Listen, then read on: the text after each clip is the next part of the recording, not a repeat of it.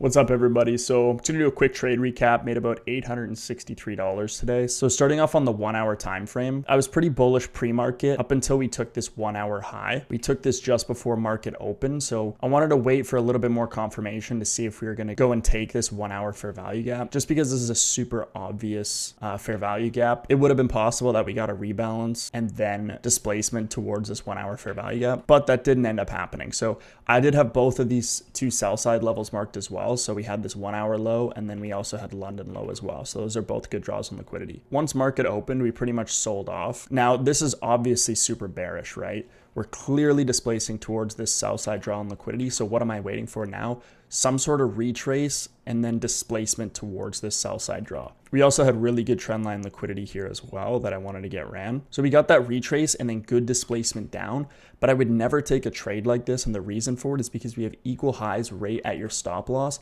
Plus we have this unfilled 5-minute gap that opened up as well. So now you have two reasons for price to come back after this displacement and stop you out and then run to your draw on liquidity.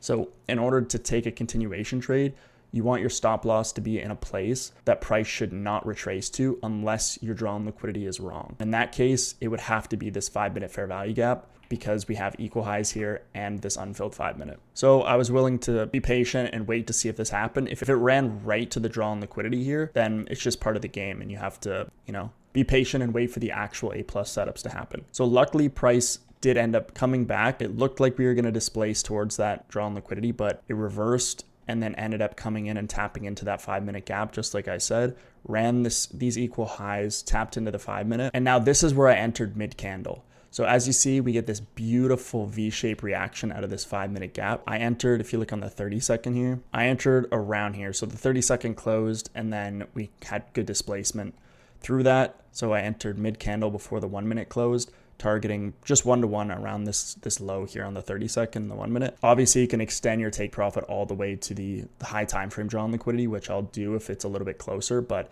I pretty much just like targeting 1-to-1. Price came down, hit take profit, and then it actually reversed. I'm glad I had my take profit set there. But overall, this was a super clean trade. This is exactly what you want to see here, this super strong displacement candle, and this is my entry confirmation. That's why I was completely good entering mid candle because I was super confident that it was going to hit. Didn't move my stop loss to break even until we were almost at my take profit somewhere around here because price came all the way down to here in this candle and then would have stopped you at a break even if you moved it there and then ran to your take profit. So I was patient because I was super confident based off of this displacement out of the 5-minute gap. Weird that it didn't hit this sell side draw on liquidity and finish running this low resistance liquidity, but sometimes it happens. Market conditions can be weird, but we got the piece of the pie and that's all that we need. If you guys want my completely free trading journal or displacement model checklist to follow along on your screen, you can get that in my free Discord. The link's just in the description below.